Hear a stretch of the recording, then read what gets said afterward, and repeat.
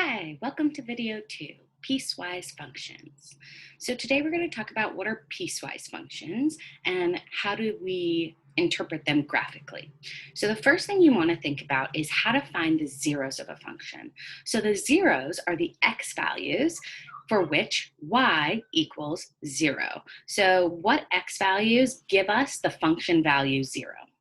Now, there's a notation note. Zeros are usually written as single values, while x-intercepts are written as ordered pairs. But so you know this, those are the same thing, right? Because if y is 0, x is that value, that is an x-intercept. Now, when we're talking about zeros, we usually just conventionally write them as one value. Now, how do you find the zeros of a function without using a calculator? So there are a couple ways to do this. You guys are really familiar with the way of factoring. So we have f of x is equal to x squared minus 3x minus 4. So that's a pretty simple factor. I have, this is going to be x minus 4 and x plus 1. Now I'm going to set this function equal to 0. And so I look, what are my x values when this function is 0? So my x value would be 4, and my x value would be negative 1. Now, what about when you have something like a fraction here? So now I know a lot of you are going to be like, oh, I'm going to just factor this and cancel out.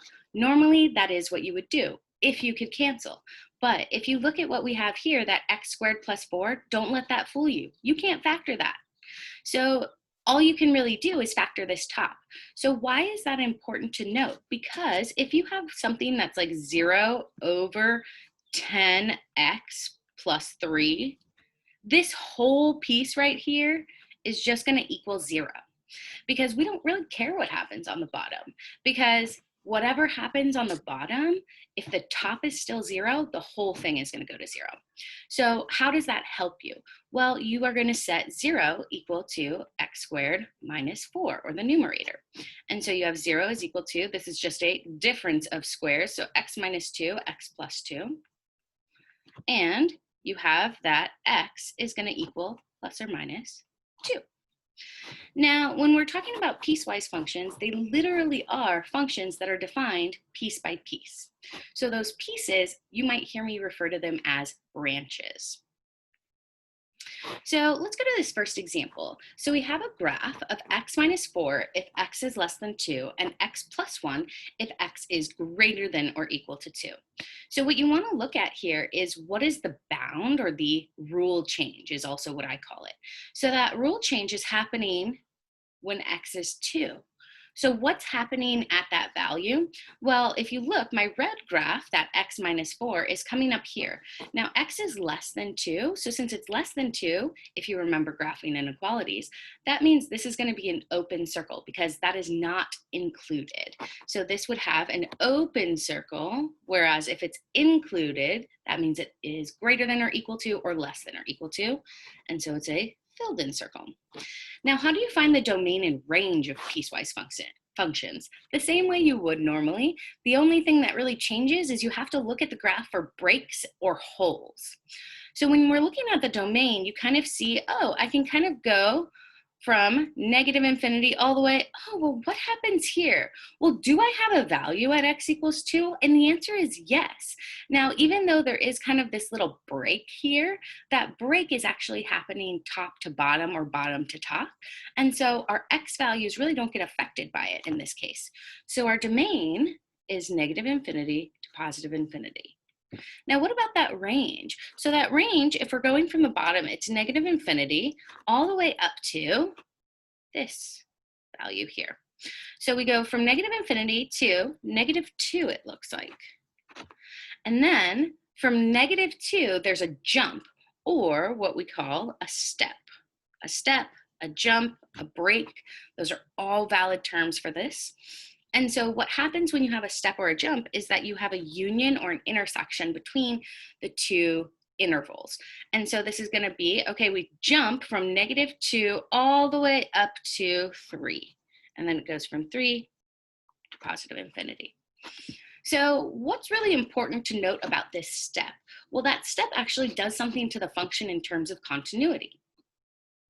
So when we're talking about continuity, Continuity or continuous functions are functions that can be graphed without lifting your pencil, so there are no breaks, jumps, holes, anything like that. Whereas a discontinuous graph or discontinuity means that the graph has a jump, a step, a break, or a hole in it. So there's a piece that's missing. Now, an example of a continuous function would be something like, you can kind of draw, oh, there we go. Now, what about an example of a discontinuous function? So that might be something where you go like this, maybe you have a hole here, and then maybe you have something like this, and it just goes on like that. You could also have, oh, what if I have like a point here, and then maybe I also have an open point here? That also works. So the other thing you wanted to be critical of is, what if you drew something like this? Is this a continuous function? Well, to start, this is not even a function. So that's something to be critical of, is that this does not pass the vertical line test, so this red graph would not even be a function to begin with. But as you can see, I drew it without lifting my pencil, so it is a continuous graph, but it's not a function. So moving on to our next example, we have h of x, which is the square root of x plus 4 if x is greater than 0. So that's going to be my open circle. And we have 2 minus x if x is less than or equal to 0. So that's going to be my filled in circle. So I'm going to go to x equals 0, and I'm going to look at what's happening at that point, because that's where my rule changes. So when x equals 0 here, that means that y, or the function h of x, is going to be equal to 2, is what that looks like for that purple function. And so it's going to be 2, but it's going to have an open circle. Now, what's going to happen with 2 minus x? Well, if this is 0, then this is also going to be 2. Oh, interesting. So if you look, that open circle that we had got filled in by the other piece of the function. And so that occasionally will happen. And so what does that mean? This is now a continuous function. That's what that means. And so the domain is still going from negative infinity to positive infinity. And the range, well, the range, where do we start? Well, we're actually starting here at that 2 value, y equals 2. And so the range is actually starting at 2 and going to positive infinity. All right, moving on. So I'm going to go ahead and pause this video, and why don't you guys try getting the domain and range on your own for this last example here. Welcome back. Hopefully you got that the domain of this is going to be all x values, because as you can see, this jump, while that does have a break going vertically, it still has an x value at that point of 1. It still gives us a function value. And so we can say that it's in the domain. Now the range, however, is a little bit interesting because it does have this little break here. And so what's going to happen is you go from 0 to 1, and then you have a break from 1 to 3, and then it goes from 3 to infinity for that other section. Now, I want you to go ahead and look back at the 3 piecewise function graphs that we just went over, and which do you think are continuous, and which do you think are discontinuous? Go ahead and meet me back here after finishing that example, or that question. Welcome back. So hopefully you got that f of x and k of x are going to be the discontinuous functions because they have breaks and holes in them. Whereas h of x, we were able to draw that entire function, and that empty hole got filled in by the other branch. So it was a continuous function when we drew it as a complete graph. So h of x is continuous, where f of x and k of x are not. So there is one last thing, which is what happens when you have a piecewise function and you're asked to find the values that make it continuous. Well, this is kind of a fun little algebra problem. So the idea here is that you're going to follow this rule, which is you set the branches equal at the rule change. So what does that mean? Well, each of these pieces, I refer to them as branches. And then those x values, those are the rules. So the first thing you're going to do is set 2 branches equal to each other at the rule change. So the way that you're going to set them up, it's really going to be 1, 2, 2, 3. If there's only 2 pieces, you set those 2 pieces equal to each other. Now, let's start with ax squared equals ax plus b. What's the rule change, you're probably wondering? Well, the rule change is actually happening at 2 because that's kind of the overlapping x value. So ax squared equals ax plus b at x equals 2.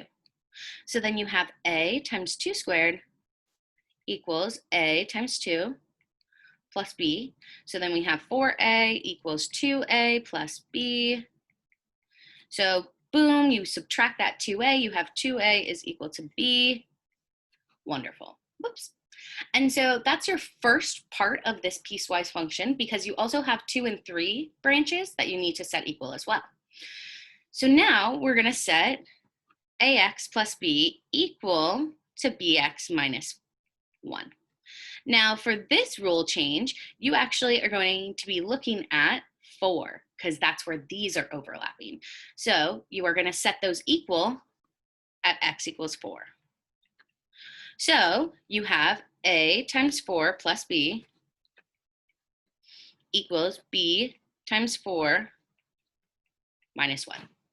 So from here you see, okay, so I have 4a plus b equals 4b.